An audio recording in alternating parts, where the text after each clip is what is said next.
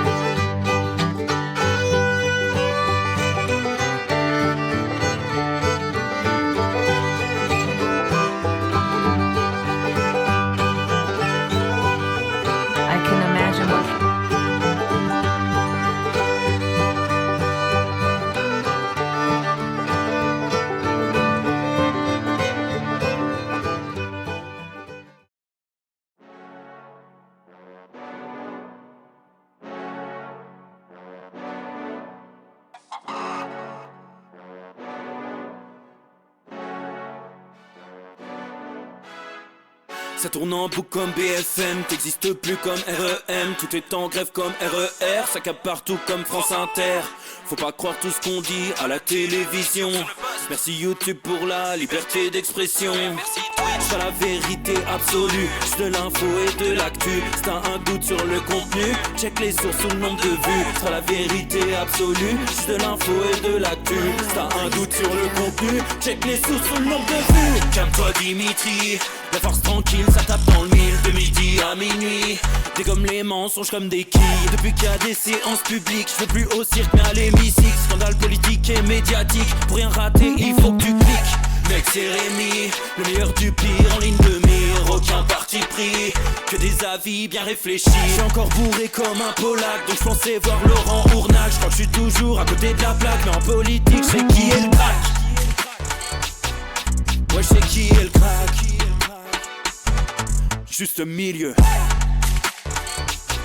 J'crois que j'sais qui est le crack. Ça lit des kilomètres de presse pour faire un résumé express. Ça charbonne comme un chinois avec la qualité d'un bavarois. On sera en retraite après notre mort, on sera bouffé par l'inflation. Dans le doute je vais voter Voldemort pour les prochaines élections. Passe de la country à la drill sans transition. C'était pas une bonne idée de me confier cette mission. Si t'aimes pas, dégoûte pas les autres. C'est pas moi qui le dis, moi je suis le roi des pauvres. Pour réfléchir, j'ai qu'un euro, mais au moins je tomberai pas dans la fraude. Je le prononce Fröhliches-Mittel, comme Angela Merkel. Désolé, je fais ce que je peux, je trouve ma répartie chez Lidl. Des enquêtes exceptionnelles, pas de langue de bois et de l'humour. La revue c'est juste mensuel, les vidéos c'est juste tous les jours. Ouais, c'est juste tous les jours. Juste milieu. Regarde ça tous les jours. Juste milieu. Désolé pour mon manque de répartie. Je sais même pas ce que je débite. C'est dur la géopolitique. Ou un peu comme ma... République. Ma République, non? C'est dur la République quand même, non? Ouais? Non? Ah non, c'est mou, non? Ouais, les mecs se font chier, on dirait un peu. Ouais, c'est un peu mou. Enfin, ça dépend dans quel pays. Ouais. Bah, j'y connais pas grand chose, moi. Et c'est quoi une démocratie déjà?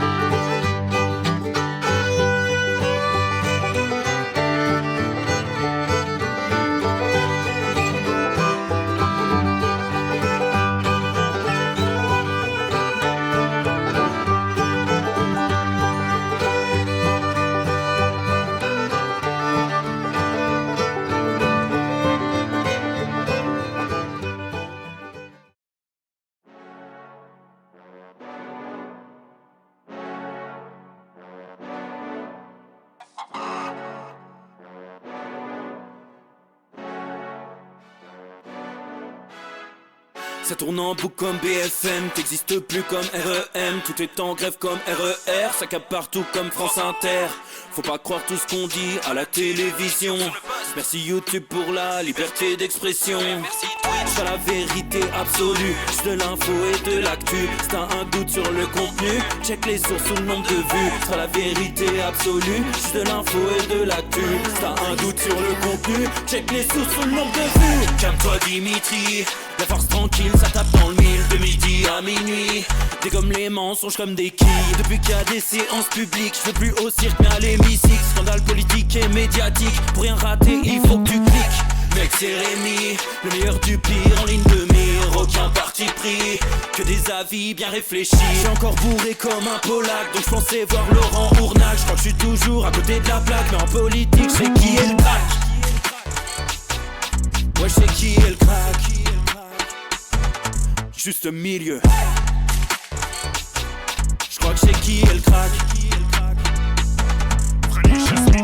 Ça lit des kilomètres de presse pour faire un résumé express. Ça charbonne comme un chinois avec la qualité d'un bavarois. On sera en retraite après notre mort, on sera bouffé par l'inflation. Dans le doute je vais voter Voldemort pour les prochaines élections. Passe de la country à la drill sans transition.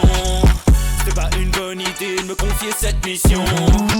si t'aimes pas, dégoûte pas les autres. C'est pas moi qui le dis, moi je suis le roi des pauvres. Pour réfléchir, j'ai qu'un euro, mais au moins je tomberai pas dans la fraude. Je le prononce Liches Mittel, comme Angela Merkel. Désolé, je fais ce que je peux, je trouve ma répartie chez Lidl. Des enquêtes exceptionnelles, pas de langue de bois et de l'humour. La revue c'est juste mensuel, les vidéos c'est juste tous les jours. Messieurs, dames, bonjour à tous les amis, est-ce que vous êtes en forme? Est-ce que vous allez bien les copains pour cette nouvelle semaine? Voilà, on se retrouve 22 juillet 2024, le Juste Bistrot, épisode 354. Voilà, c'est dit les amis. Est-ce que ça va? Est-ce que le week-end a été bon pour vous? Est-ce qu'il y a eu de la grillade? C'est ce qu'on aime, c'est l'été. C'est l'été, on aime la grillade, donc on se retrouve les copains avec joie, avec bonheur, avec délicatesse, voilà, pour parler de plein de choses aujourd'hui. On aime le week-end, mais on n'aime pas le week-end, parce qu'il se passe toujours des dingueries. Bon bah là, c'est Joe Biden. Apparemment, il nous avait dit il est en forme, apparemment il n'est pas en forme, mais j'ai ma petite idée. Là, on va avoir un moment complotiste, vous n'êtes pas prêts. Vous n'êtes pas prêts les amis. Donc voilà, les copains, j'en profite pour remercier déjà. J'ai vu quelques petits subs, que je dise pas de bêtises. Attends, pourquoi je... Ah oui, si. C'est là, bougez pas, c'est là. Camino 58 pour le sub 13e mois, merci beaucoup camarades. Voilà, je prends vos petits messages là, tout le monde, tous les fidèles, tout le monde est bien là. Il y a Bab comme 5 qui dit une spécialité de chez moi, poulet à la braise, poisson avec assequé, comment qu'on dit? Je ne connais pas. Oignon, tomate, que du bonheur. Mais ça a l'air bien. Ça a l'air bien, mais à sec. Attends, je cherche sur internet parce que j'aime le goût, j'aime la nourriture. Que j'ai tapé ce que tu m'as dit, je trouve pas là. Attends, regardez. On fait d'entrée, on commence avec la nourriture. C'est une très mauvaise idée. Vous faites vraiment des mauvaises choses, mais c'est pas grave. À checker, on dit. À checker, excusez-moi. À checker aussi. C'est pareil, c'est ça? Mets traditionnel de la gastronomie ivoirienne obtenu par cuisson à la vapeur de semoule de pulpe de manioc fermenté. Oh, c'est un petit peu... Ouais, c'est vrai, c'est différent. Hein. Oh là. Eh ben, tu vois, c'est dingue parce que j'ai faim. Ça, il a fallu d'un truc. Voilà, il a fallu d'un truc. Eh ben, je connaissais pas mon Bab comme 5. Ça a l'air pas mal. Ça a l'air pas mal. Attendez, apparemment, il y a un problème avec le son. Merde. Des gens qui me disent, le son. Son, ça va pas. Ça va le son ou ça va pas le son? On est bon là? Vous m'entendez bien si je me mets comme ça? Allô, ouais? Ouais, ça va? On est bien ou on n'est pas bien? Camino 58 qui est le son, Rémi. Le son. Bah, le son, on est bien normalement. J'ai rien touché, c'est le même micro là. Alors, ça c'est dingue. Ah, ça, ce serait un coup des Russes encore? Non. Je peux pas le croire. Je peux pas le croire. Tout le monde entend ou ça entend pas? Le son est bon, équilibrage bizarre, fil entre autres. Non, c'est good, mon Rémi, pour Mister Serizawa. Le son est très bien. Bon, ça a l'air ok. Bon, écoutez, on continue. Donc voilà un petit peu les copains. Le week-end qui fait plaisir. Voilà, moi, je suis content, j'ai mangé barbecue. Voilà, samedi soir, à l'anniversaire du camarade, ce bon vieux Mathieu, qu'on avance, 40 ans. 40 ans. Et il est foutu déjà. Il est foutu, lui. Lui, c'est terminé. Mais on a fait des merguez, on a fait les chipots, j'adore ça. Voilà. Donc, les copains, on se retrouve, on a plein de choses à se dire. On se fait un grand chelem. Vous le savez, grand chelem jusqu'à jeudi. Parce que jeudi, c'est les vacances. À jeudi, je suis en vacances. J'ai hâte. J'ai hâte, les copains, de partir en vacances direction la Vendée et le Puy du Fou. Ça va être extraordinaire. J'aime le Puy du Fou. Si Philippe de Villiers m'entend, j'aimerais beaucoup être en déguisement de chevalier toute la journée, si c'est possible. Parce que je suis quand même pas personne. Je suis une célébrité. Je suis connu. Vous savez qui je suis? Voilà. Et donc j'aimerais bien, voilà, un déguisement de chevalier. Donc si quelqu'un est en contact avec lui, et me promener en cheval à travers le parc, si c'est possible. Avoir une autorisation, un cheval avec des sacoches à l'arrière et de la nourriture. Voilà, pour mes exigences. Donc affaire à suivre. Voilà les amis. L'Astrobanov 56 qui dit très content de pouvoir venir te voir dans la région, d'autant plus que c'est un cadeau de madame pour mon anniversaire. J'espère qu'on pourra boire un coup après le spectacle. Bah, évidemment, camarade. Évidemment. C'est dans quel coin? Tu viens dans quel coin? Voilà, l'Astrobanov 56, c'est pour quelle date? Parce qu'on en a plein des dates. Il y en a plein. C'est fou. Hein. J'en suis le premier étonné. Mais vraiment, les amis, on le redit, hein, c'est que du plaisir. Dans moins d'un mois, la prochaine date, c'est Brest. Vous le savez, 21 août, Brest, la Bretagne, on va se régaler. Du coup, je repartirai en vacances. On a pris cette grande décision avec Mme Milleux. On repartira en vacances au moment du spectacle à Brest. Donc, donc je vous le dis, on n'est pas sorti du sable, hein. Il y aura des vacances en Bretagne, ça va être bien, ça va être extraordinaire. Je vous remets le lien. On a passé la moitié des places, donc ça y est, ça part. Là, c'est bientôt fini, hein. Il y a plus, ça va vite, hein. On en parle depuis 3-4 jours, là, c'est n'importe quoi. Donc, ça fait plaisir, ça fait plaisir. Euh, Isabelle Lagrande qui dit salut Rémi, t'es un peu vert, faudra revoir la lumière. C'est vrai que c'est un peu moyenasse. Là, regarde, là, c'est disco. Ça tue dur, Daylight Fever. Là, ça n'a rien à voir. Regarde, tac, faut faire ça, switch, et là tu baisses. Paf. Et là, regarde, Hollywood Boulevard. Tac. Et c'est pas belle, c'est cette maîtrise de la technique. On en parle. Voilà. Alors, l'Astromanov 56 qui dit ce sera à Auré en Bretagne. Effectivement, il y a un petit peu de temps, camarade. Ça va être extraordinaire. Darkjoke 76 qui dit salut les milieux arts, un peu en retard, mais présent pour écouter notre gourou Rémi. D'ailleurs, j'ai hâte d'acheter les places pour Rouen, vivement 2025. Ah bah, c'est magnifique. C'est magnifique. Bah, c'est vrai qu'il y a plein de nouvelles dates, hein, les copains. Suivez bien, hein, le lien que je vous donne de temps en temps parce que on rajoute des dates et vous êtes complètement tarés, hein. Là, on a rajouté par exemple Lille. Lille, bon, tu vois, Lille, je vais te dire, regarde, c'est cette page, hein. Lille, c'est le 20 février 2025. Donc, on a de la route, tu vois. On a déjà vendu plus de 40 ou 50 tickets. Donc, ça part très vite. Je vous vois, hein, ceux qui disent oui, non, mais en fait, il dit ça, c'est du marketing pour qu'on se dépêche de prendre les billets. Pour une fois, non. Vous savez que parfois je vends des revues, je vends des trucs, c'est normal. Mais pour le spectacle, si je vous dis de prendre vos places, c'est pour pas être déçu. Parce que ça va vite. Même moi, je me dis, qu'est-ce qu'ils font? C'est n'importe quoi. Donc, euh, donc voilà, hein, attention, attention. Donc ce lien, je vous le mets dans le chat et vous verrez, vous soyez au courant parce qu'il y a plein de nouvelles dates. Je te dis, regarde, si on commence le 25 avril 2025, Auray en Bretagne, extraordinaire. Rouen le 19 avril 2025, Lyon le 3 avril 2025, Lille le 20 février 2025, Aix-en-Provence le 18 janvier, la Provence. Voilà, ça va être extraordinaire. Donc vous allez voir le lien. Et vous plaignez pas si vous avez plus de place, parce que voilà, non, c'est étonnant, c'est étonnant, on peut le dire. Bon, les amis, on va avancer un petit peu. On va avancer un petit peu parce que beaucoup de choses. Ah, je ne sais où donner de la tête. Parce que Joe Biden, les drag queens contre-attaquent. Ça aussi, je vais vous en parler. Alors, dans un grand moment de solitude, j'ai lu ça dans Libération. Voilà, hein, je vous lirai, vous en faites ce que vous voulez. Le Tour de France, ça fait un bout de temps que je repousse un petit peu mon coup de gueule sur le Tour de France. Mais je pense que je vais le repousser toute ma vie. Je suis dégoûté. Voilà, je vous le dis, je veux vous partager ça. C'est pas tant pour parler du vélo, absolument, hein, parce que j'adore ça. Et je sais que beaucoup d'entre vous en ont rien à cirer. Mais j'avais mal à mon petit cœur. J'avais mal à mon petit cœur. Parce que la tradition, c'est que tous les ans, je regarde le Tour de France depuis que j'ai 9 ans, tu vois. Et le dernier dimanche, le jour de l'arrivée, ils font un reportage avec voilà le résumé de tout ce qu'on a vécu les 3 dernières semaines. Tu sais, c'est le reportage qui me fait mal au cœur. Parce que tu te dis, ah ouais, faut attendre un an et tout, c'était super, t'as des souvenirs. Alors, soyons pas cons, j'ai commencé à regarder, c'était l'époque Armstrong chez Astana. Donc, tu vois, le dopage dans le vélo, on le découvre pas aujourd'hui, qu'on soit tout de suite d'accord. Mais c'est vrai que là, Pogacar, qu'est-ce qui se passe en fait? Bah, si allez, je vais le faire rapidement quand même. Allez.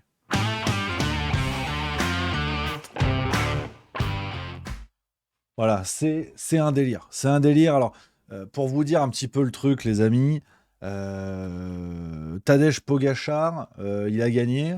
Mais c'est pas il a gagné.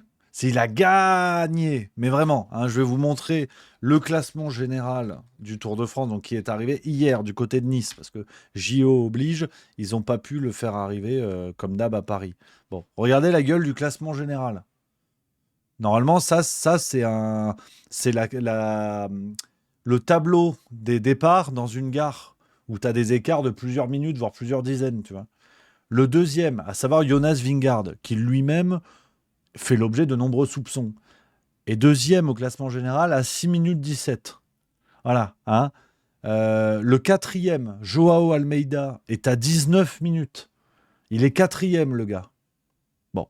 Le dixième, 29 minutes. Le premier français, bah, il est encore sur la route. Voilà. Enfin non, blague à part, c'est Guillaume Martin à 43 minutes et il est 13e. C'est n'importe quoi. Voilà, tu vois, je le remets. Voilà, tu vois, ça, c'était pas prévu que ça revienne. Mais parce que je suis très grognon. Donc, non, honnêtement, on parle d'un mec, Tadej Pogacar, qui vient de gagner le Giro, mais qui donne exactement la même impression qu'Armstrong à la belle époque. Il y a une forme de cynisme. Le mec comment dire, il est un peu provoquant. C'est-à-dire qu'hier, il commençait à célébrer avec les trois doigts dans son dos pour dire 3 Tours de France, alors qu'il est en pleine course. Enfin, il y a un truc très provoque chez Tadej Pogacar. Une fois qu'il y a le côté, ah, il est foufou, il a l'air sympa, il est jeune, il est beau. En fait, voilà, on retombe absolument dans un truc qui est délirant, qui est complètement délirant.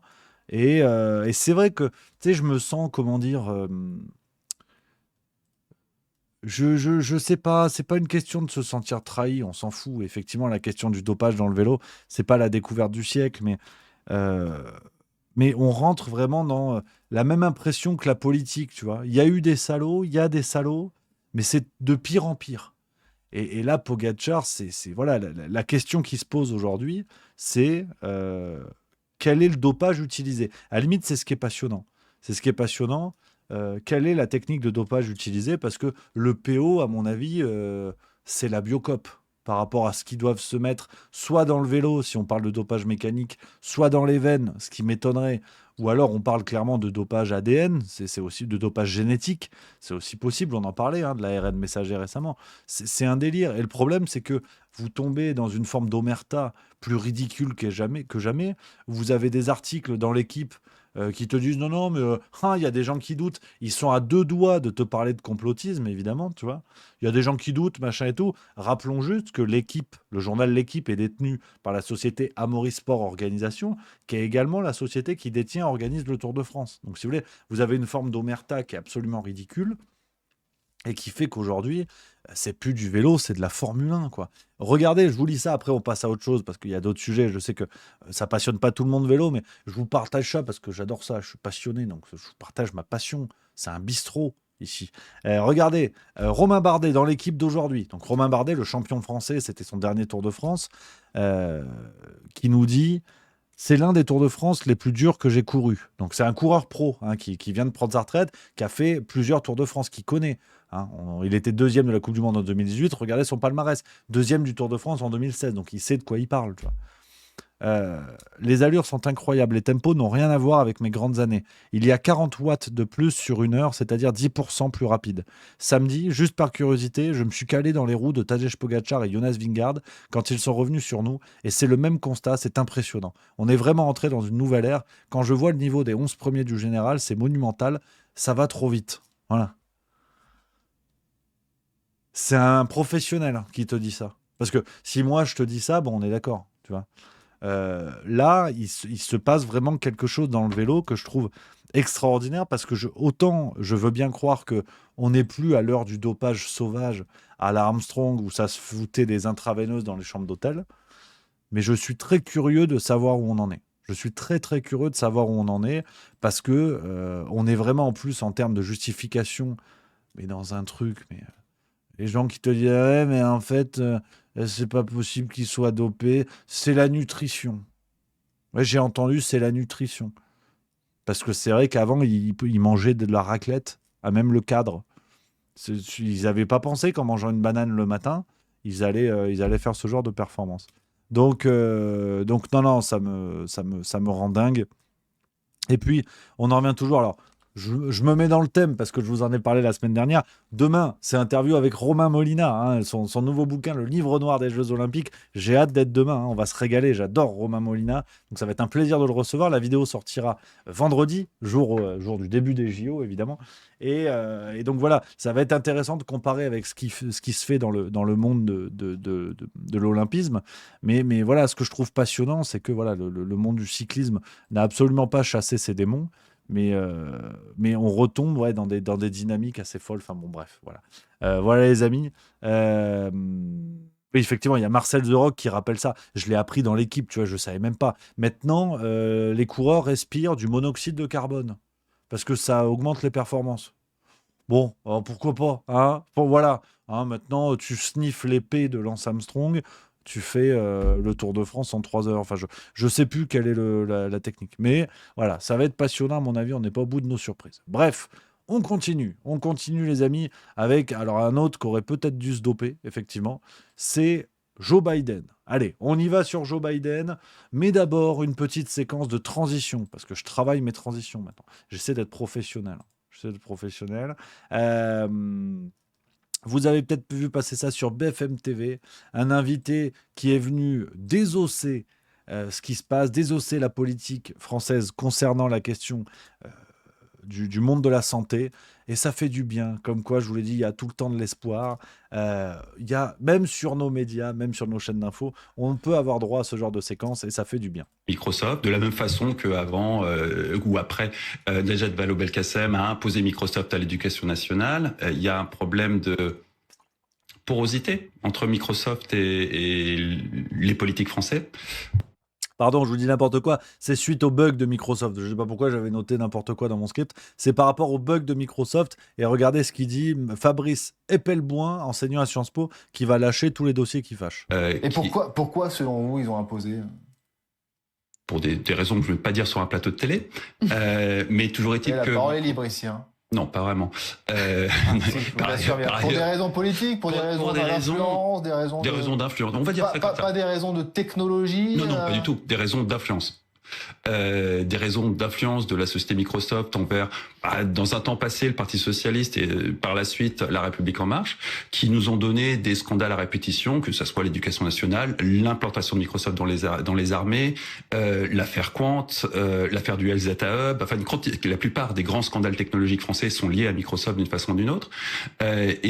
Pour ce qui est des armées, la réalité, c'est que les militaires à qui on a imposé Microsoft sursécurisent tous les périmètres qui sont concernés par Microsoft, pas avec du CrowdStrike, mais avec des équivalents, parce qu'ils sont terrifiés à l'idée que la NSA, qui a accès ouvert à tout ce qui est Microsoft, puisse pénétrer les réseaux des armées. Donc ça pose d'énormes problèmes de sécurité, là où les rares entités liées à l'armée, qui ont encore une indépendance en termes de décision, je pense à la gendarmerie nationale, utilisent des logiciels libres qui leur permettent d'avoir une totale souveraineté. Les armées françaises ne sont pas souveraines. Donc là-dessus, Jean-Luc Mélenchon a parfaitement raison. Il l'exprime de façon maladroite, mais il a parfaitement raison. Raphaël Grabli, c'est vrai qu'on n'a pas de champion européen sur ces questions de système d'exploitation, ça pose un problème?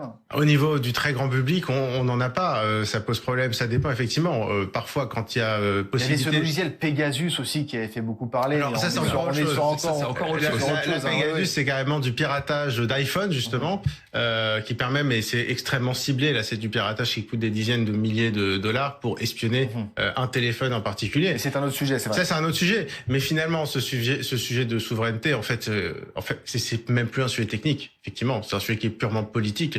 Et c'est de savoir comment est-ce qu'on fait pour créer des champions qui peuvent concurrencer. Il y a eu des tentatives avec Quant, Non, c'était pas une tentative. C'était Microsoft. On rappelle que c'était le moteur de recherche souverain qui en réalité était Bing de Microsoft maquillé et qui a permis d'aspirer une centaine de millions d'euros de la Caisse des dépôts et consignations. Qui sont nos impôts. Une tentative apparente en tout cas. Mais effectivement, derrière, c'était Microsoft. Clairement Microsoft. En tout cas, vous y allez ce soir sur les accusations. Donc on est sur un scandale qui a déjà éclaté à plusieurs reprises et qui continuera d'éclater parce qu'il est loin d'avoir été terminé. Mais sur la question du champion européen. Sur la question du champion, on a des champions qui s'appellent Linux. Alors, il n'est pas européen, il n'est pas américain, il n'est pas quoi que ce soit. C'est du logiciel libre, c'est-à-dire que c'est un bien commun qui appartient à tout le monde est libre de l'utiliser, et vous avez le code. Donc pour le sécuriser, si vous avez le code, c'est infiniment plus simple, d'autant plus que vous vous reposez sur des communautés qui peuvent ausculter ce code et qui peuvent venir en aide s'il y a un problème est détecté. C'est arrivé très souvent dans le monde du logiciel libre, on détecte une énorme faille de sécurité et toute la communauté du logiciel libre se mobilise pour corriger la faille. C'est au final tout aussi efficace que des systèmes privatifs comme Microsoft, mais surtout, ça a garanti une forme de souveraineté. Et pourquoi est-ce qu'on n'utilise pas ces logiciels ? Vous n'allez pas m'obliger à utiliser le mot corruption sur ce plateau. Encore une fois, vous allez repartir. Oui, pour vous, c'est ça le problème. Et je vais certainement pas prononcer ce mot. Ça me vaudrait une inculpation demain. Enfin, c'est une façon de porter une accusation quand même. Oui, bien sûr. Oui, voilà. Mais sans les risques. Mais non, mais C'est ouf. Vraiment, les amis, je la découvre avec vous. La séquence, j'en ai entendu parler. Elle circule beaucoup sur les réseaux. J'en ai entendu parler. Mais bravo à ce monsieur Eppelboin, bravo, ou Eppelboin, je sais pas comment on dit. Bravo à lui. Et très intéressant à deux titres. Déjà, ce qu'il révèle, professeur à Sciences Po, donc c'est-à-dire que sa crédibilité est difficile à mettre en doute.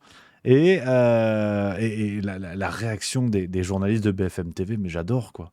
Tu sais, il y a un truc très Jean-Luc Lahaye dans une maison de retraite. Tu sens qu'ils sont pas habitués. Tu sens que c'est pas le genre de la maison. Et là, tu as un mec qui arrive qui dit oui, corruption. Hein? Coupe la pub, la pub, la pub. On l'a déjà mise. La pub. Non, mais c'est hallucinant. J'adore la tête des journalistes. C'est extraordinaire. Ils se regardent entre eux. Tu vois. Il est pas en prison, lui? Eppelboin. Il est fiché S, non? C'est extraordinaire. C'est extraordinaire. Je trouve que le comportement est tellement ouais, symbolique en fait de l'état des médias, avec une séquence qui en fait en 3 minutes résume tout. C'est-à-dire que tu as le journaliste au début qui se sent pousser un petit peu des gonades, qui dit hey, oh, hein, on peut tout dire ici. Déjà l'autre, bah non. Hein, quoi? Oh. Et après il continue. Oh là, vous multipliez les accusations quand même. Vous êtes russe? Non, parce que Eppelboin, ça fait un peu Khrouchtchev si on change des lettres, non? C'est extraordinaire. Lui, à mon avis, il va se manger une enquête de libération bientôt. Non. Alors, le pire, c'est qu'on en est arrivé là. On en est arrivé là. C'est vrai que j'ai vu beaucoup de gens dans le chat, les copains, qui disaient il va avoir des problèmes et tout. C'est dire où on en est, hein. C'est-à-dire qu'un mec qui arrive dans les médias qui dit non pas la vérité, hein, parce que je suis pas en train de vous dire qu'il dit la vérité, déjà parce que j'en sais rien, mais qui a un discours dissonant. La réaction aujourd'hui de la majorité des gens, c'est oula, il va avoir un problème lui. Blague à part, c'est quand même sidérant, blague à part.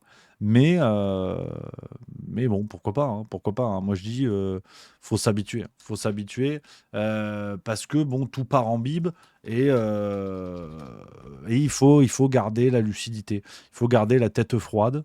Ça me semble important. Euh, les copains. Alors, justement, en parlant de tête froide, on va y aller. C'est quand même l'un des gros sujets hein, de l'émission aujourd'hui. C'est l'affaire Joe Biden. Tout s'accélère, les amis. Alors, je voulais vous en parler avec un petit angle de vue. Je me suis fait la réflexion. Elle vaut ce qu'elle vaut. Vous verrez, vous verrez. Euh, je suis très méfiant par rapport à ce qui se passe et je vais être ouvertement complotiste. Parce qu'au rythme où vont les choses, comme on dit à Fréjus, parce que j'y étais pas loin, c'est le sud, hein, on s'en bat les couilles. Ouais, parce que là, je commence à en avoir marre. Je commence à en avoir marre. C'est-à-dire qu'en l'espace de 3 jours, on a 2 complots devenus réalité. Alors vous le savez, ça fait des semaines et des semaines qu'on est dans ce discours-là, hein, tous ces complots devenus réalité. On avait eu le QR code à Paris. Monsieur Nunes, préfet de Paris, en février 2024, nous avait dit non, non, il n'y aura pas besoin de QR code pour les piétons. Et là, c'est Joe Biden. Ça fait 2 ans minimum avec les séquences qui se multiplient, où on voit que le mec, bon, bah, il n'y a plus un boulon qui tient. On dit attention, Joe Biden est trop vieux.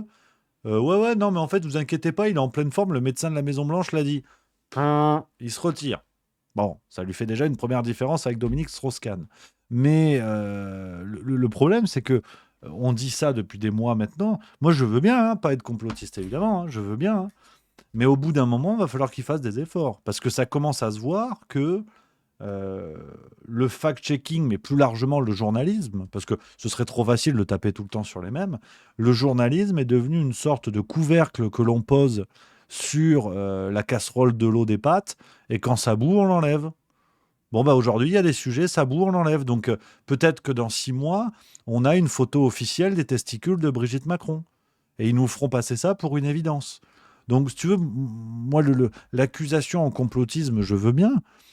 Mais bon, disons que, quitte à avoir un coup d'avance, je préfère faire partie de l'équipe de Jean-Marie Bigard que de Rudy Reichstadt aujourd'hui. Hein. Alors, ça rapporte moins d'argent, ça c'est vrai. Mais je trouve, et je vous dis ça très premier degré, hein, les amis, je ne le fais pas pour la blague, hein, qu'on soit bien d'accord. Je suis très premier degré quand je vous dis ça. Je trouve qu'il y a une accélération de ces complots devenus vérité. Et là, sur l'affaire Biden, ça fait quand même une sacrée déculottée pour le camp qui nous explique depuis des mois que tout va bien. Et puis, là encore, je suis très sérieux. J'aimerais savoir qui est le médecin de la Maison-Blanche qui a estimé que ça allait très bien. Je vais vous montrer les articles, évidemment. Euh, évidemment, on a quoi? Alors bon, là, il y a tous ceux qui tombent, évidemment. Voilà, tu vois. Alors, c'est ledevoir.com, mais on peut trouver plein d'autres sites. Le médecin de la Maison-Blanche dit Biden apte à demeurer président. C'était le 28 février 2024. Vous tapez, médecin Maison-Blanche Joe Biden, tu vois, lematin.ch, ça c'est la Suisse, 28 février 2024, tu vois. Et 2 mois après, le type, en fait, non, tu vois. Donc, je trouve ça suspect. Et ce qui est très intéressant, enfin, non pas suspect, mais on va dire symbolique de l'époque que nous traversons. Ce qui est très intéressant, les copains, c'est que il y a une forme d'accélération. Je ne sais pas si vous êtes d'accord avec ça, mais depuis l'attentat de Trump, il y a un peu moins de 10 jours, le 14 juillet, je suis bête, ça fait 8 jours. Depuis l'attentat contre Trump, ou de Trump, moi, vous connaissez ma ligne là-dessus, j'ai toujours pas changé. On n'a pas davantage d'éléments aujourd'hui, si vous voulez. Il y a une accélération sur la décrépitude de Biden qui est extraordinaire. Vous preniez les journaux de samedi. J'ai lu ces journaux de samedi matin. C'était hallucinant de voir tous les médias qui étaient quasiment unanimes sur l'état de Biden. Tu vois. Regardez, je vous prends alors sur le site kiosco.net, que vous connaissez peut-être, qui est un site qui reprend toutes les unes en fait des journaux mondiaux dans le monde entier. Là, j'ai pris la France, là, c'est le Figaro. Biden affaibli et isolé, Trump plus déterminé que jamais. Tu prenais, tu vois, le Parisien nous dit là, Joe Biden lâché par ses soutiens. C'est sur la journée de samedi, c'est sur le samedi 20 juillet, les amis. Tu vois, tu prends les périodiques de la France, des periodicos de Francia. J'en avais vu quelques autres, je crois que tu avais Libération qui avait fait un truc là-dessus. Alors, je sais pas pourquoi j'ai pas accès à tous. Pourquoi j'ai pas tout là? C'est la meilleure celle-là. Bon, alors j'ai pas accès à tout. Alors, si, attends, voilà, c'est bon. Voilà. Bon, là, Libération a fait le bug. Où est-ce que j'ai vu ça? Il parlait aussi de Biden. Bon, qu'importe. Mais dans la teneur des articles, il reprenait bien sûr les dépêches AFP, ça c'est classique. Mais c'était intéressant d'observer là, et ça l'est, c'est intéressant d'observer l'accélération de la décrépitude de Joe Biden. Alors, là-dessus, en plus, il a eu le Covid. C'est cerise sur le gâteau, il a eu le Covid. On rappelle, celui qui avait tant poussé à la vaccination, qui a le Covid pour la 3e fois. Voilà. Jackpot. Alors, là-dessus, les amis, pour être sérieux, quand même, 3 minutes, je trouve ça très, très, très, très, très bizarre. Parce que le retrait de Joe Biden, l'accélération du retrait de Joe Biden ne correspond à aucun agenda. En tout cas, de manière concrète. On nous explique, ouais, mais en fait, bon, c'est vrai que ces derniers jours, il a montré des signes de faiblesse. Ça fait 1 an et demi. Ouais, mais il a multiplié les déclarations où il dit n'importe quoi. Ça fait 1 an et demi, voire plus. Toutes les dingueries qui sortent en interview, ça fait 1 an et demi, 2 ans qu'on a des compilations de ce genre de séquences. Donc, si vous voulez, je trouve que le timing est curieux. 1 semaine après l'attentat raté contre Trump ou l'attentat raté de Trump, je trouve ça très bizarre. Et là, je vais être complètement complotiste. Je préviens. Voilà, c'est l'avantage du juste milieu, c'est qu'on anticipe, on est malin. Donc si Tristan Mendes France est dans le secteur, déjà bonjour à vous, et ne vous inquiétez pas, je vais officiellement dire n'importe quoi. Voilà, je le reconnais, c'est n'importe quoi. J'imagine une interprétation, donc qui sera de toute évidence jugée complotiste, la Russie, la Chine bientôt. Et est-ce que ma grand-mère, une fois, elle n'a pas sucé un SS? Voilà. Non, mais je préfère y aller franchement. Comme ça, je donne des billes pour les prochains articles Conspiracy Watch. Ils ne s'emmerdent pas. Voilà. Je donne les explications possibles. Donc, ce que je veux dire par là, et très premier degré, je trouve que dans l'hypothèse, vous savez, pour moi, concernant l'attentat de Donald Trump, je considère 3 pistes. Mais il y en a une infinité d'autres, mais celles qui me semblent les plus crédibles et les plus avancées. Un coup de l'État profond avec accord de Biden, ou en tout cas avec accord de l'état-major américain au pouvoir. La distinction est importante, vous allez voir. Un coup de l'État profond, plus ou moins du camp républicain, sans accord de l'état-major côté Biden, ou alors un coup de Trump lui-même et son entourage, pour s'assurer l'explosion de la cote de popularité, tout ce qu'on a dit la semaine dernière. Je vous renvoie vers les vidéos. Pour moi, voilà les 3 pistes qui me semblent les plus crédibles. Si on considère la piste d'un attentat fomenté et organisé par l'État profond américain avec l'accord de l'état-major américain, peut-être pas de Biden en personne, mais des proches de Biden, je trouve que son désistement s'explique un peu mieux, se comprend un petit peu mieux, dans la mesure où il y a une enquête des services secrets, on aura un jour le fin mot ou pas, mais quoi qu'il en soit, ça fait un argument en béton pour Trump. Non seulement le fait d'avoir échappé à l'attentat, évidemment, mais aussi le fait que si l'enquête traîne, ou si l'enquête est réalisée et qu'elle remonte à Biden, le camp démocrate est mort pour des décennies. Parce qu'avec la mémoire d'Internet, des réseaux sociaux, ce qu'il n'y avait pas à l'époque Kennedy et compagnie, c'est que cette enquête ne pourra pas ne pas aboutir. Il va falloir qu'ils apportent des billes. C'est pas possible qu'ils nous fassent une Kennedy où en fait il faut attendre le déclassement, la déclassification des documents pour que les gens puissent en savoir un petit peu plus. Donc je trouve que, et c'est là où je dis c'est une hypothèse ouvertement complotiste, parce que je n'en sais rien, et j'essaie de nourrir ce vide informationnel avec une interprétation. Je trouve que le désistement de Biden est très intéressant, parce que si l'enquête remonte, ou si tôt ou tard, des preuves démontrent l'implication de l'état-major américain et ou de Biden lui-même dans cet attentat, le fait que Biden se soit retiré permettra au camp démocrate de dire non, mais nous, on n'y est pour rien. Papy Zinzin, on l'a dégagé. Il a dû appuyer sur le bouton pour déclencher l'attentat. Nous, on ne savait pas. Promis juré, on ne savait pas. Donc, je trouve que le désistement offre une justification de c'est la faute de Biden. Tout est à cause de Biden. Ça va très loin. Je sais que c'est n'importe quoi. Il y a Rioms dans le chat qui dit « Tu vas trop loin, sérieux. » Oui, je l'ai dit. Voilà. Et Mr. McKay qui dit « Tu cherches trop loin, je pense. Les Américains ont des armes. C'est juste raté. Biden est juste nul. Il fallait le dégager. » Je l'ai dit, les amis. Je dis ouvertement n'importe quoi. Voilà, moi, ce que je considère comme possible. Mais évidemment, j'en sais bubule, si tu veux. Mais Biden a profité de tellement de protection jusqu'à présent, l'affaire Hunter Biden, tous ces scandales-là, son désistement au motif de « il est zinzin » me semble pas crédible.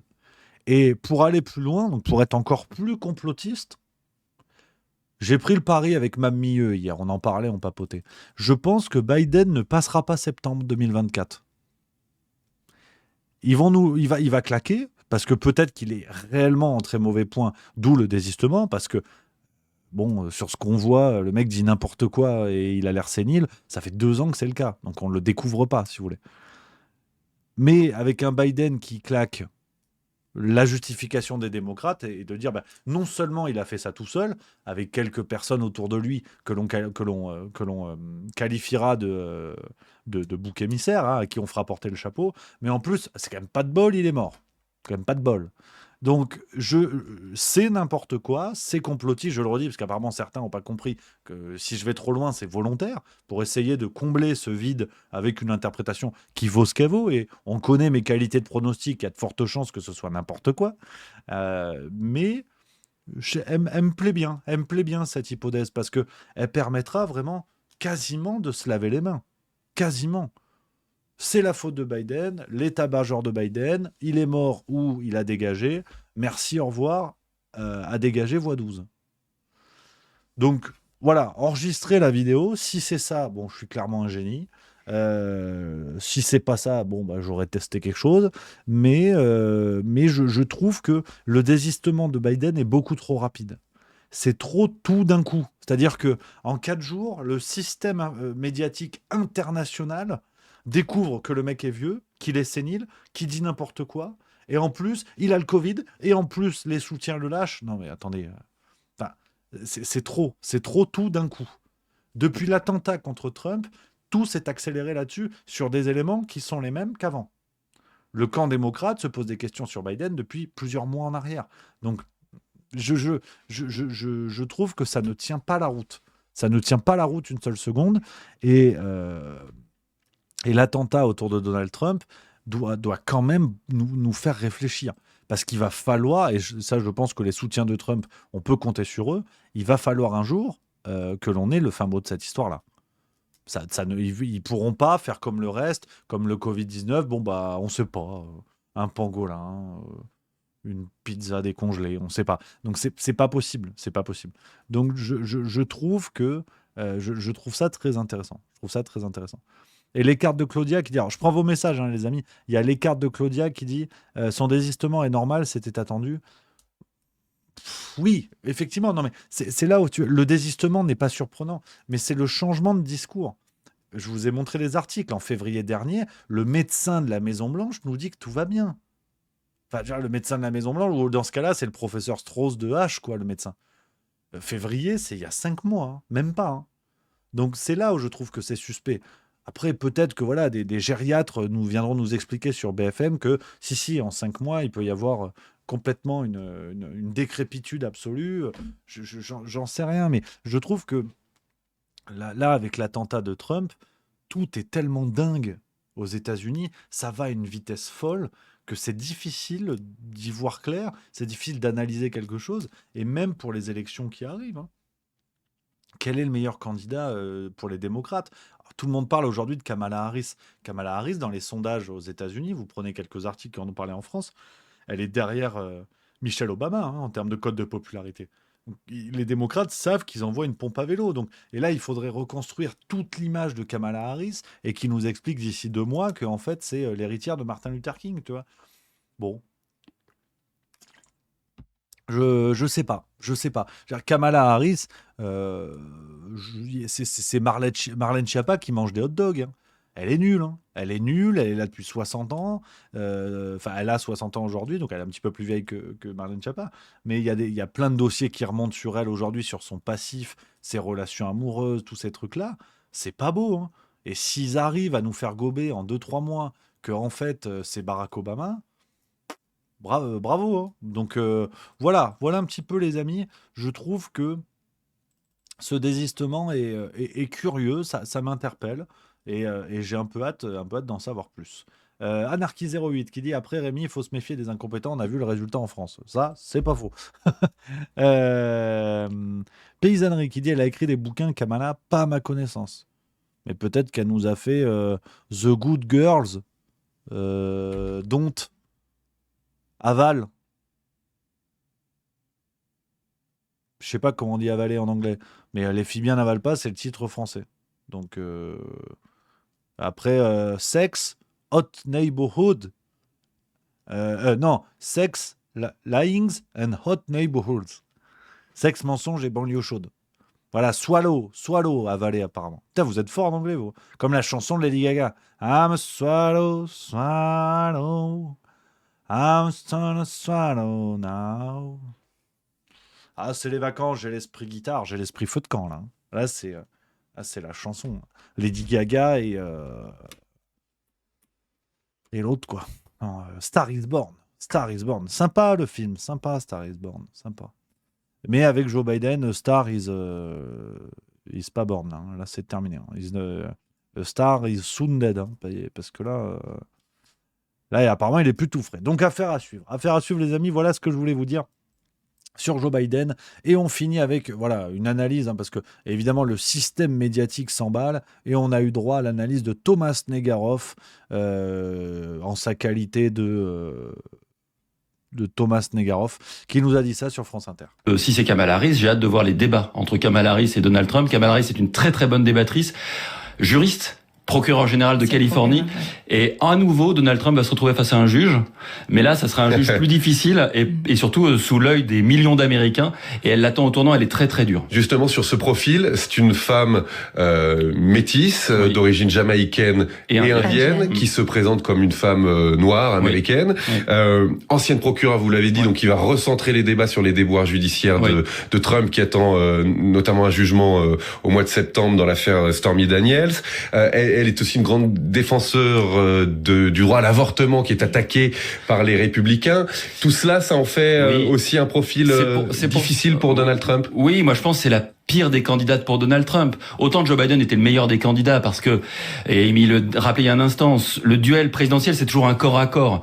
Et dans ce corps à corps, vous aviez la virilité de Donald Trump et l'empathie fragile et la faiblesse de Joe Biden. Là, le corps à corps change de forme. Et vous avez tout à coup un Donald Trump qui non seulement apparaît comme vieilli, mais aussi un vieux mâle blanc face à une jeune femme métisse, très dynamique et compétente sur les dossiers. Ça, c'est très important. Et dans ce contexte-là, dans ce duel-là de corps à corps, moi, je pense qu'il y a beaucoup de jeunes électeurs américains qui hésitaient et qui ne voulaient pas voter pour Joe Biden, qui n'hésiteront pas une seconde. Un mot émigré. Voilà. Donc, quand je vous disais qu'ils vont nous la faire passer pour une flèche, ça a déjà commencé en France. Hein. On est visiblement, nos médias sont un laboratoire des médias américains. Donc, affaire à suivre, les amis, sur cette histoire-là de Joe Biden et Kamala Harris. Voilà. On continue, les amis. Alors, j'ai lu ça samedi. Je me suis dit, je vais en parler avec les copains, les copines du Juste Bistrot. On va se fendre la gueule, mais on va rire. Ah ouais, ah ouais, ah oui. Ça, c'est vrai. Ah, c'est les vacances. Je fais des imitations pendant les vacances. Bah, non pas que j'ai les merguez. Tu sais ce qui me manque. Ça, c'est Christophe Furios. Je l'imite très bien, mais personne ne le connaît. C'est ça le problème. C'est vraiment une imitation de niche. Hein. Vraiment une imitation de niche. C'est un entraîneur de rugby, Christophe Furios. Et c'est vrai que, quand je l'imite et que tu connais pas, on dirait juste que je fais un AVC, quoi. C'est ça le problème. Mais bon, hein, comme on dit, si tu n'aimes pas, n'en dégoûte pas les autres. Voilà. Alors, les amis, je vais vous lire un truc. Je sais pas s'il faut faire des vannes, je sais pas s'il faut chialer, je sais pas. Globalement, je sais pas. Partez de ce principe-là. Dans Libération du 20 juillet 2024, on a une tribune signée par un collectif de 1000 artistes drag de France et du monde, dont Paloma, Alia Express, Miroslav Toi les Mains, Mini Majesté, Soie de Muse, La Briochée, Moon et Mami Wata. Voilà. C'est des artistes drag de France et du monde. Et ils sont plus de 1000 à avoir signé ça. Donc c'est que ça doit être vrai. Et le titre, nous incarnons une rébellion nécessaire face au fascisme.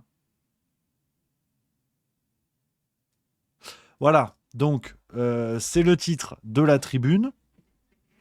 Donc je vais vous lire des passages.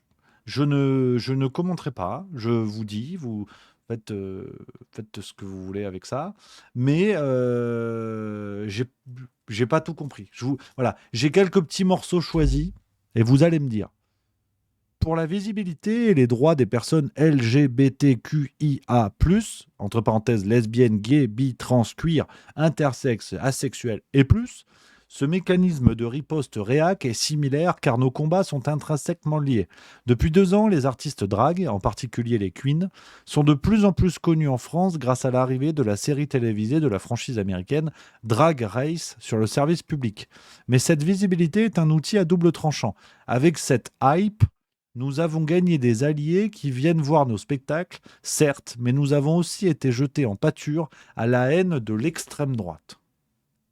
Voilà. Donc, après, j'ai d'autres passages. D'autant plus, depuis la dissolution de l'Assemblée nationale, les agressions homophobes et racistes ont explosé. Naturellement, on n'a pas les chiffres. L'art du drag est multifacette et les artistes qui le pratiquent, amateurs ou professionnels, s'adaptent à leurs différents publics. Ce que des adultes peuvent être amenés à voir dans une boîte de nuit ou dans un cabaret n'est en rien comparable à ce qui est présenté à des enfants lors d'un atelier qui leur est dédié. Voilà. Parce que j'explique ce qu'on nous dit un petit peu plus haut. Il parle des lectures de drag queen dans les écoles. Et dans la tribune, ils nous disent... Attends, c'était quoi Il parle du climat délétère contre les drag queens. Et nanana. La briochée, candidate de la saison 1, s'était vue voler son image par le parti d'extrême droite Reconquête dans une campagne diffamatoire contre les lectures drag pour les enfants. Voilà, c'est ça, ouais. Et donc, ils réagissent à ça. Hein, à Lyon, Toulouse, Paris et ailleurs, des militants d'extrême droite tentent régulièrement d'empêcher l'accès à ces lectures. Parce que voilà, maintenant, le projet Drag Queen, qui est au départ une démarche artistique pour éveiller les consciences, pour avoir une vraie démarche artistique avec tous les côtés positifs, maintenant, il faut faire des lectures dans les écoles. Pourquoi ? Je ne sais pas. C'est pas à moi qu'il faut demander.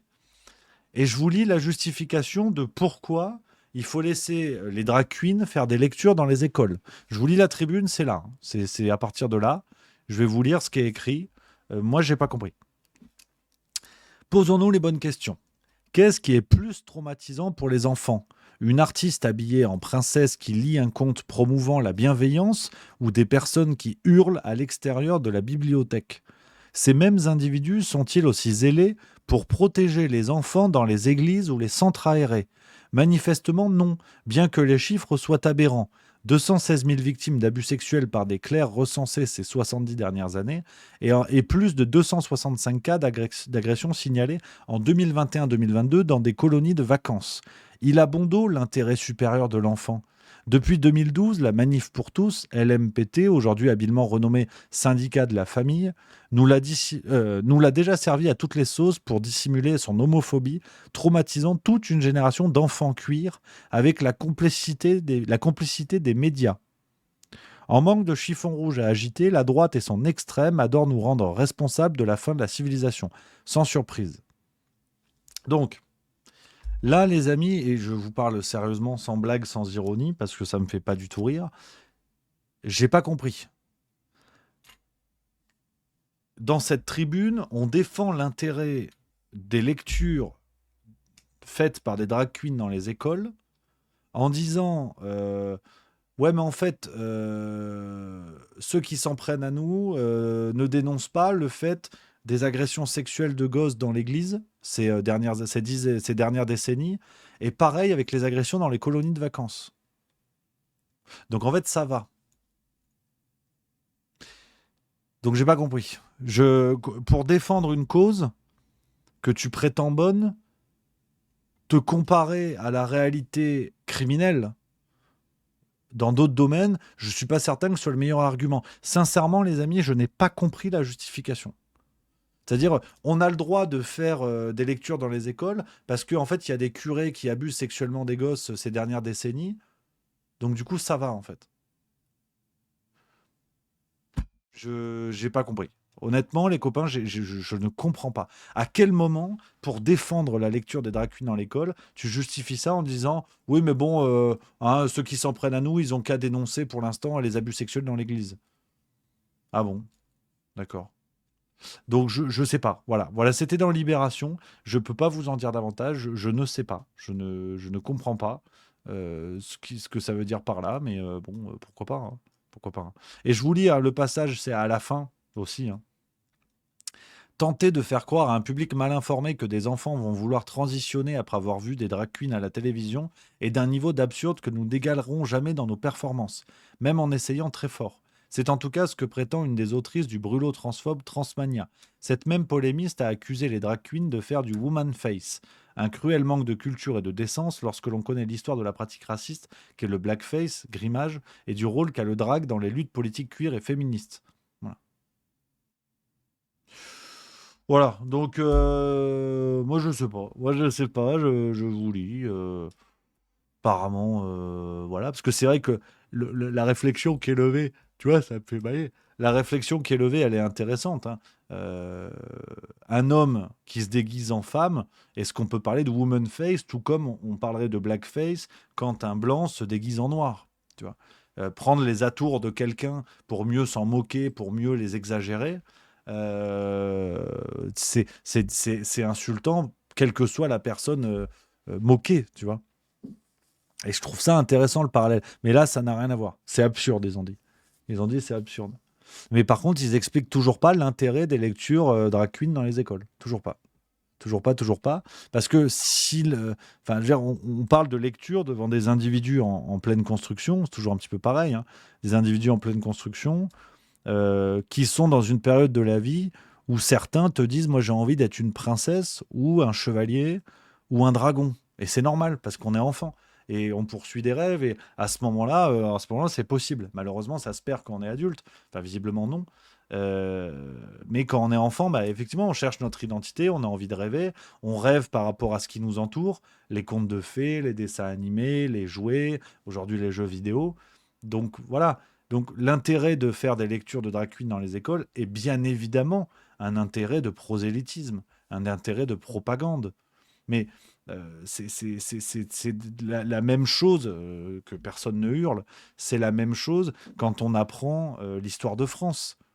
On l'apprend à des jeunes, ou la citoyenneté, aujourd'hui c'est à la mode. On apprend les jeunes enfants à être des bons citoyens. On apprend des comportements au moment où l'individu est encore un petit peu souple dans la construction et qu'on peut lui donner à peu près la forme qu'on veut. C'est pareil avec l'éducation. Quand on dit à des adultes « vous n'avez pas reçu d'éducation », on se réfère bien au moment de la vie où on est malléable et où l'éducation, c'est tout l'art d'aider un individu à se construire dans des codes qui sont ceux d'une famille ou d'une société. Donc, les lectures de drag queen à l'école s'inscrivent évidemment là-dedans. Évidemment. Donc, le nier, c'est un mensonge que je trouve assez sidérant. Après, on est pour, on est contre, il n'y a pas de problème. Mais la lecture des drag queens à l'école ne se fait pas sans but. Vous n'allez pas me croire, enfin, qui peut croire sérieusement que, en fait, on a hésité entre les boulangeries et les écoles, on a pris les écoles. C'est pas sérieux, c'est pas sérieux. Donc voilà, je ne comprends pas, vraiment, je ne comprends pas tout ça. Et dans la tribune, je me suis dit, tiens, il va y avoir des explications. Non, il y a pas plus. Donc voilà un petit peu les amis, ce que je pouvais vous dire là-dessus. C'est assez bluffant, mais moi je dis pourquoi pas. Toujours l'ouverture d'esprit. Je me dis, au point où on en est, c'est que ça doit être vrai. Les amis. Voilà. Voilà ce que je voulais vous dire sur les sujets du jour. Mais on n'a pas fini, ne vous inquiétez pas. On est ensemble, on est entre amoureux, on est bien, on est entre copains. C'est le plaisir. C'est le plaisir. Il y a mon Yang Daouda qui dit espèce de réac, Rémi. C'est vrai, c'est vrai. Très bonne vanne, paysannerie qui dit on doit écrire cuire le cul maintenant. Cuire Q-E-E-R. Ça, c'est drôle. Ça, c'est bien. Ça me plaît. Donc voilà les amis. Un petit peu tout ça. Tiens, j'ai un autre coup de gueule. Alors, parce que je l'avais relancé fut un temps, mais je le respecte pas. Et ça, c'est pas bien. Ça, c'est pas la France qu'on aime. C'est qu'on parle un peu cinéma, séries, bouquins. Vous parlez de ça pour qu'on s'aère l'horizon. Et donc, c'est pas un instant bouquin, mais on va dire les instants bouquins, c'est quand on parle culture.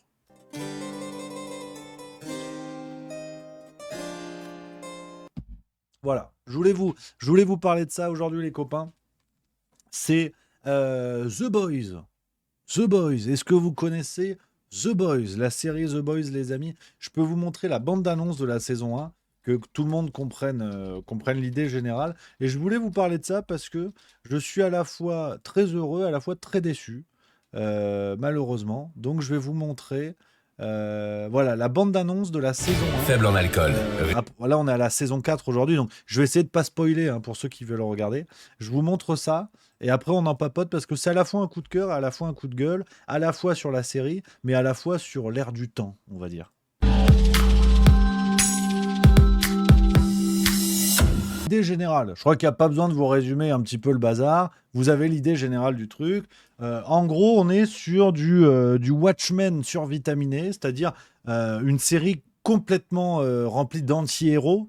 Donc c'est vraiment, voilà, j'adore ça. Il y avait un bouquin, je crois que c'était un peu dans la même veine, c'était la vie sexuelle des super-héros ou quelque chose comme ça.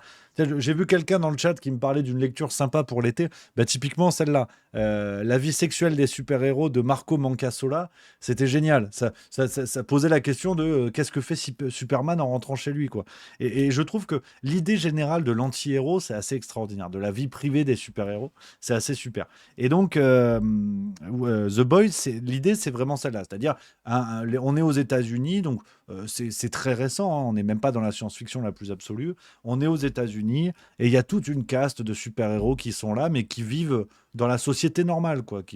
Certains passent à la télé. Il y a une société qui s'appelle Vote, qui est un peu l'équivalent de Marvel dans la vraie vie, c'est-à-dire il y a toute une entreprise qui fait des films avec des vrais super-héros, des super-héros qu'on voit sur les paquets de céréales et tout.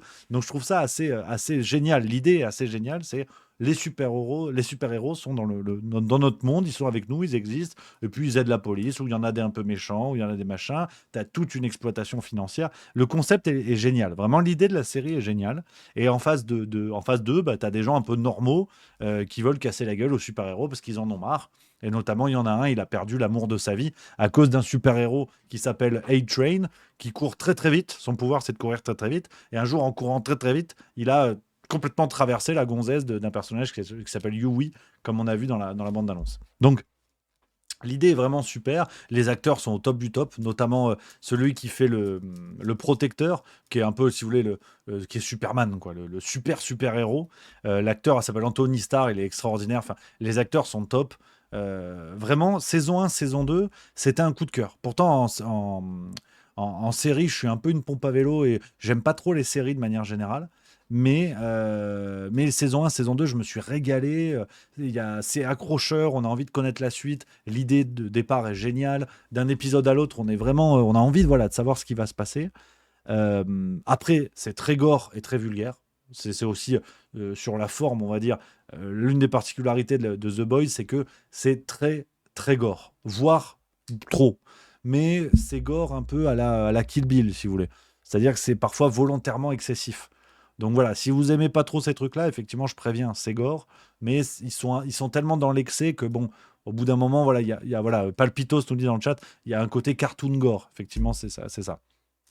Et donc saison 1, saison 2, j'avais trouvé ça génial. Et ce que j'avais aimé, surtout, c'est que c'était une série, je dis c'était, vous allez comprendre pourquoi, à rebours de l'époque. Ça se foutait de la gueule des woke, ça se foutait de la gueule des noirs, ça se foutait de la gueule des handicapés, ça se foutait de la gueule des démocrates. Enfin, c'était complètement à rebours, vraiment.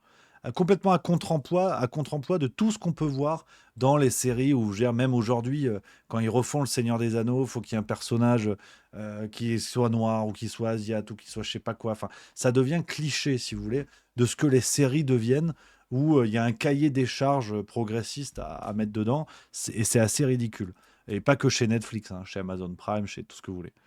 Donc je trouve que The Boys était super. Les 2 premières saisons, c'est un vrai bol d'air frais parce que tu t'amuses, t'es accroché, et en plus, voilà, t'as pas le cahier des charges de je regarde une série, mais par contre, faut qu'il y ait absolument tout ce qu'il faut pour que je n'hurle pas en me disant mon Dieu, il n'y a pas de personnage homosexuel dans la série. Qu'est-ce que c'est ce retour du 4e Reich? Donc, The Boys était super là-dessus. Pourtant, c'est une série Amazon Prime, hein, donc Amazon. Et je me suis dit, merde, c'est pas possible, ça doit pas être eux, quoi, ça doit être autre chose. Et patatras. La saison 3 était super. Là encore, on restait dans les fondamentaux de la série, mais ça tirait un petit peu en longueur par moment, ça devenait un petit peu plus bavard, mais pourquoi pas. Les 2 premières étaient tellement géniales que voilà. Et la saison 4, alors je vais spoiler, en fait j'ai pas le choix, pour vous dire ce que je voulais vous dire, j'ai pas le choix. Ceux qui sont en train de voir la 4 ou vont la voir, revenez dans 5 minutes. Revenez dans 5 minutes ou coupez le son, je vous ferai un signe. Quand j'ai fini, le signe, ce sera comme ça. Je ferai le lapin, d'accord? Voilà, donc pour l'instant, vous coupez le son, vous allez faire pipi, je sais pas quoi. Et en fait, ce qui est fou, c'est que, et c'est la première fois que j'assiste à ça, je vous l'ai dit, je suis pas un génie de la série, hein. Je suis pas je préfère les films, et encore plus les livres, mais en série, j'y connais pas grand-chose. Moi, ma préférée, c'est Westworld, par exemple, tu vois.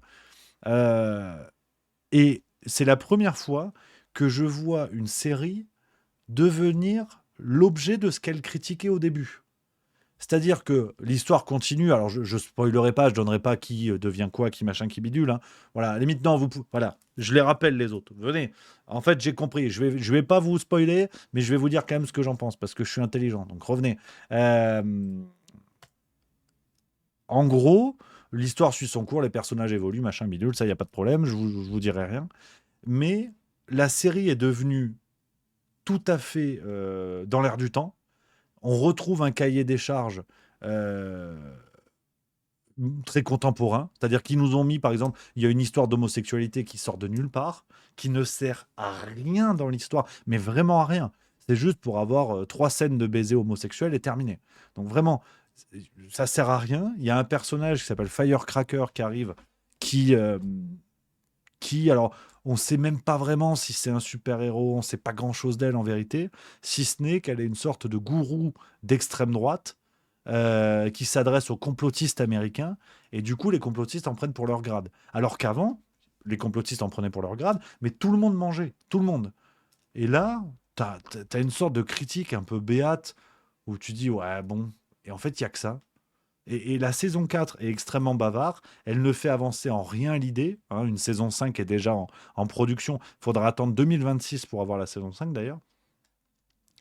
Et j'étais sidéré. Enfin, c'est-à-dire que tout ce que critiquait avant la série, avec beaucoup d'intelligence, il y avait beaucoup de finesse, il y avait des mises en abîme, si vous voulez, où il déchirait l'esprit Marvel.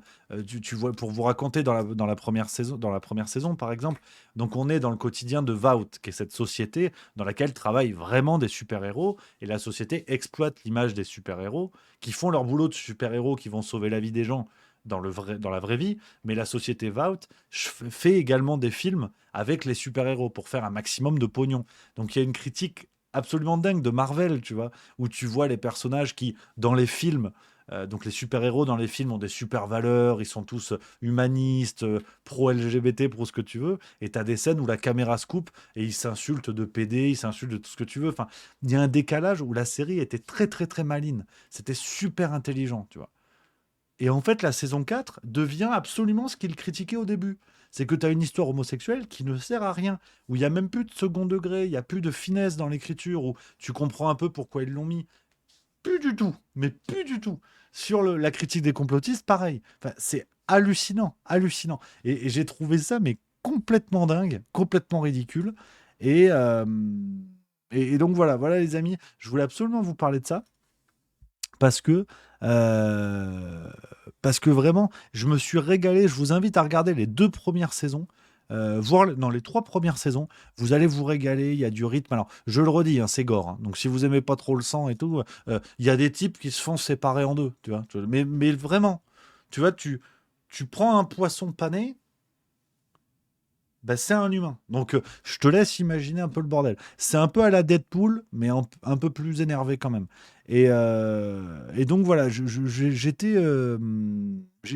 été très, très, très déçu. On a fini les 3 saisons, enfin, la saison 4 avec ma milieu hier soir. Et je peux te dire que rififi à la maison. Hein. On n'était pas contents tous les deux. Hein. Putain, hein, on n'était pas contents. Donc voilà un petit peu les amis pour ce petit instant culture. Voilà, je voulais vous parler de ça. Ça faisait un bout de temps qu'on l'avait pas fait, bah pourquoi pas, hein, après tout. Je prends vos messages les amis, s'il y en a certains qui ont bien aimé ou pas, savoir ce que vous en pensez. Si vous avez des revendications ou des conseils d'autres séries, tiens, n'hésitez pas. Il y a Didier Durand qui dit bonsoir Rémi, salut mon Didier. Ta, ta, ta, ta, ta. 974 Dallon qui dit l'homme poisson trop la victime, ouais. Mais ça aussi, enfin, je spoil pas, promis pour ceux qui l'ont pas vu ou qui sont dedans, mais l'évolution des personnages, elle est nulle, elle est nulle. L'homme poisson, il devient espèce de fausse victime bidon qui essaie de se rassurer alors que c'est un abruti. Enfin, c'est assez ridicule, assez ridicule. Il y a quoi d'autre Anarchy08 qui dit par contre Rémi, est-ce que tu as remarqué que la traduction a été volontairement tronquée? Un propos sur l'épisode de la convention des complotistes en VO, en convention de facho en VF. Alors, j'avoue que j'ai regardé en VF. Donc, non, j'avais pas remarqué, camarade, par contre. J'avais pas remarqué. La flemme, quand même, qui dit je suis tombé sur un film que j'ai beaucoup aimé. Menace au sommet, c'est une version biographique sur Dag Hammarskjöld. Je te le conseille vivement, avec plaisir. Je sais pas qui c'est, Dag. Mais ouais, avec plaisir. Ichigo Bankai, la série avec les gosses super-héros est sur Amazon et aussi trash. Ah, je connais pas, c'est quoi le titre de ça? David Bandiera qui dit tu dis de la merde. Bon bah voilà, ça au moins c'est clair. Et c'est argumenté, c'est tout ce qu'on aime. Kundun 73, si vous êtes fan du film Le Parrain, il faut absolument voir The Offer, l'histoire du tournage du film. Ah ok, bah c'est chouette, hein, je connaissais pas. Gotham, sinon le protecteur était bien dans Banshee aussi. Ah ça je sais pas, je vous dis là je suis... Ah oui, Gen V, c'est ça, ils ont fait un spin-off de The Boys, c'est Gen V, c'est ça? Ah ok, d'accord. Ok. Nanana.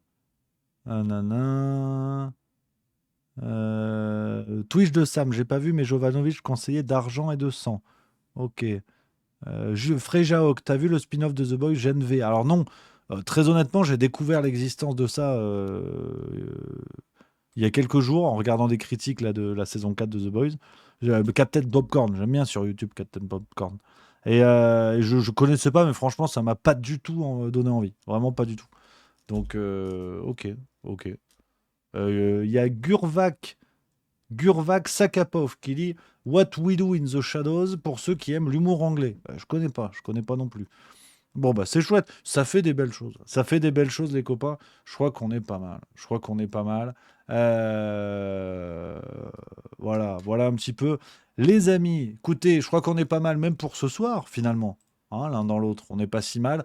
Les amis, on va se quitter comme ça pour ce soir. On va se retrouver demain, bien sûr, 16h45. Encore le Juste Bistrot, évidemment, les amis. Et on se fait un grand chelem jusqu'à jeudi. Jeudi soir, ce sera la dernière émission.